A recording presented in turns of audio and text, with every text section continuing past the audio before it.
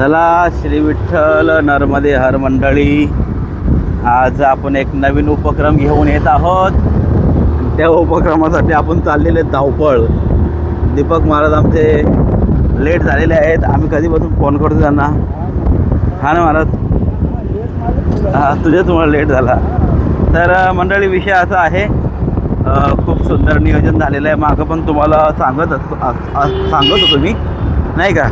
आज श्री विठ्ठल रुक्मिणी सेवा वारकरी मंडळ आपली दिंडी 188 आपल्या मंडळाच्या वतीने आणि कोपरखैरणे ग्रामस्थांच्या वतीने हा आजचा पुरुषोत्तम मासाचा जो कार्यक्रम आहे तो सुरू होत आहे आज. तर चला त्याच्यासाठी आपण चाललेलो आहोत. खूप लेट झालो वास्तविक आम्ही. खूप म्हणजे खूपच ना महाराज. पारायणाला बसले असतील लोक. संगीत गाथा पारायण आहे तुकोबारायांचा. आनंद येणार आहे पारायणाला. जाऊया, तुम्ही सुद्धा पारायण ऐकायला सज्ज राहा. थोडी पारायणाची शूटिंग टाकत जाईल, पूर्ण नाही. पूर्ण 2-2, 3-3 तासाचा पारायण असणार आहे. तेवढं तुम्हीही ऐकणार आहे मला माहिती आहे.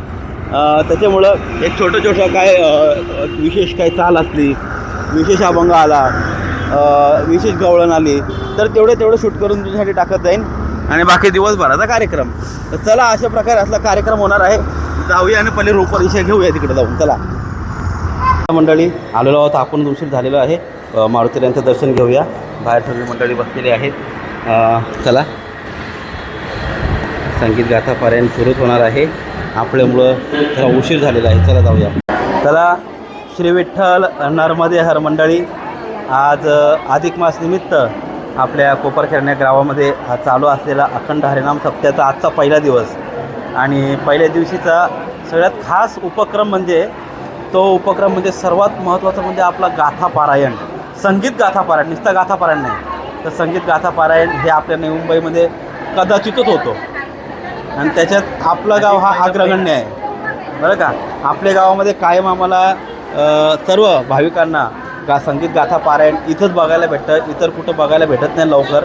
तरी आपल्या सप्ताहाची जी रूपरेषा आहे ती थोडक्यात आम्हाला सांगा काका. बोला तुम्ही.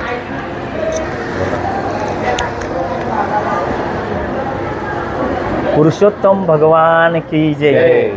अधिक मास या निमित्ताने श्री विठ्ठल रुक्मिणी सेवा वारकरी मंडळ, कोपरखैरणे ग्रामस्थ, सर्व पंचक्रोशीतील भाविक, लालकरी मालकरी वारकरी यांच्या सहकार्यातून ग्रामविकास मंडळ यांच्या सहकार्यातून हा अधिक मास अधिकास्य अधिक फलम देणारा असणारा आणि म्हणून आमच्या वारकरी मंडळाच्या श्री विठ्ठल रुक्मिणी सेवा वारकरी मंडळाच्या माध्यमातून या सप्त्याचं आयोजन केलं जातं. आजचा पहिला दिवस सप्त्याचा आहे.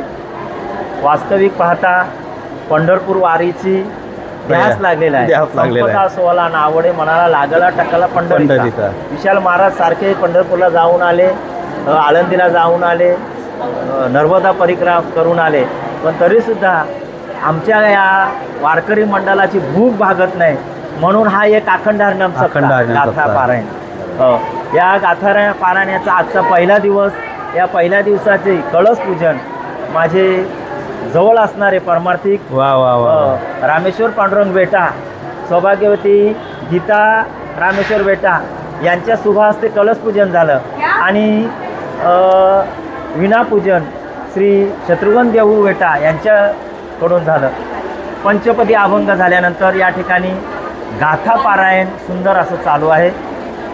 हरिभक्त पारायण राम महाराज अमरावतीकर या ठिकाणी उपस्थित झालेले आहेत. ते वाचक आहेत आणि त्यांना सुंदर असं साथ देतात. ते म्हणजे आमचे हरिभक्त पारायण विशाल महाराज आणि दीपक महाराज.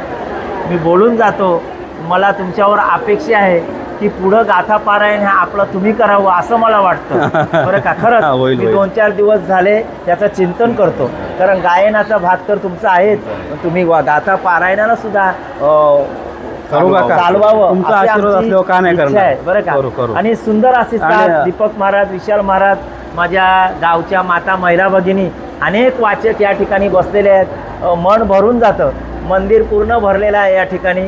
सर्व आमंत्रण न करता एक परमार्थिक म्हणून या ठिकाणी सर्व उपस्थित आहेत. म्हणून आजचा पहिला दिवस आहे. पहिल्या दिवसाची सुरुवात अशी सुंदर झालेली आहे.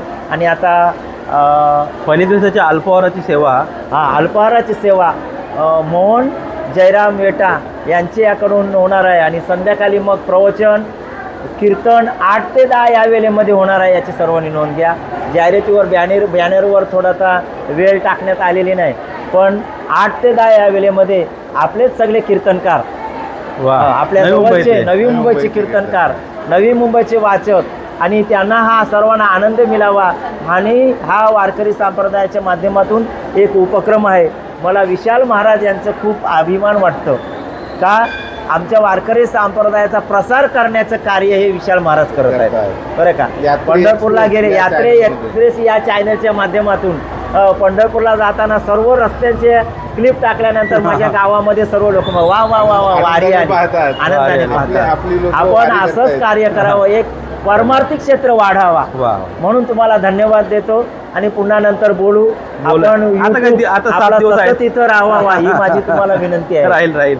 चला 7 दिवस तर राहतोच आपण.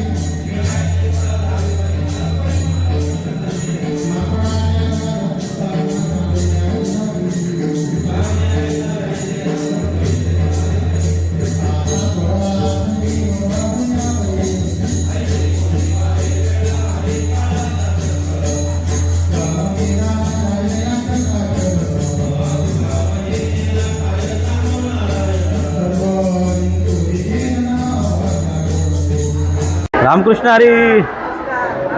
झाला का नाश्ता? दीपक महाराज हे आमचे व्यासपीठ चालक आहेत, हरिभक्तपरायण राम महाराज. बोलावं जरा 2 मिनटं. आज अधिक मासानिमित्त बोला आम्हाला. आज आमचं आगमन झालेलं आहे मुंबई या ठिकाणी उपरखिरणे या गावामध्ये.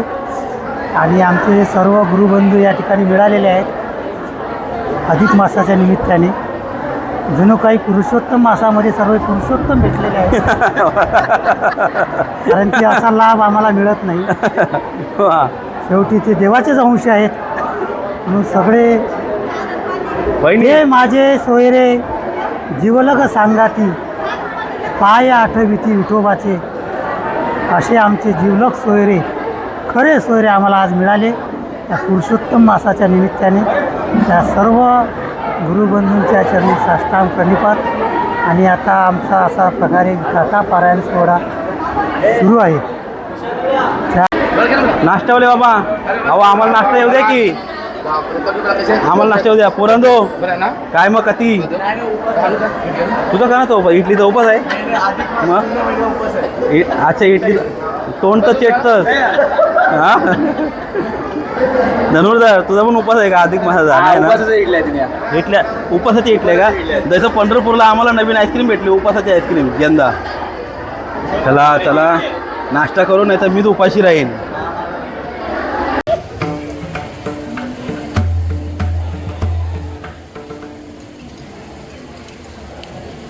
पुंडलिक वरदा पुंडलिक वरदा विठ्ठल श्री ज्ञानदेव पंढरीनाथ भगवान की.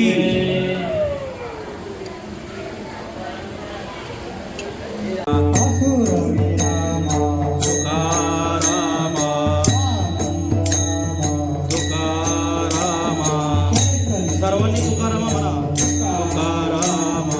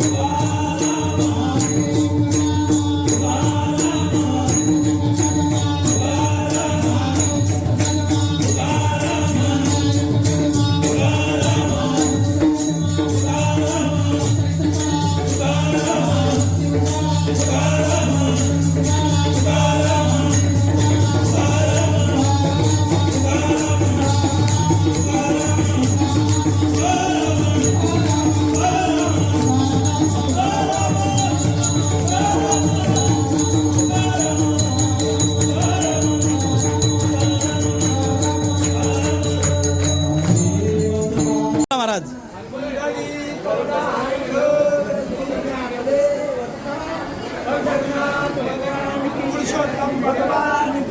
जय.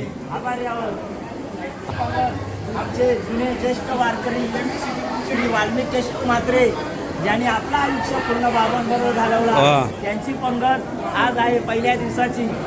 तरी सर्व वारकऱ्यांनी वर पंगती करता जायचं आहे. हो, चला चला चला चला चला चला चला मंडळी, आपण मस्तपैकी आजचा दिवस गाथा पारायण. आज व्यासपीठ चालकालाच पळवून नेतोय आपण. व्यासपीठ चालक कुठे येत आहे हो आमच्यासोबत तुम्ही? एसी मध्ये आराम करण्यासाठी कोण याला चाललं? आमच्या व्यासपीठ चालकाला गरमी होते. आमच्या नवी मुंबईमध्ये 45+ वातावरण आहे. बापरे काय गरमी आहे आमच्या इथं, खतरनाक. म्हटलं चला दीपक महाराजांच्या घरी जाऊया, जरा चिल करूया. काय बोलतात त्याला, थंड होऊया. काय रे पोटात पण थंड मिळेल. हा, जरा पोटात बी थंड घेऊन चल.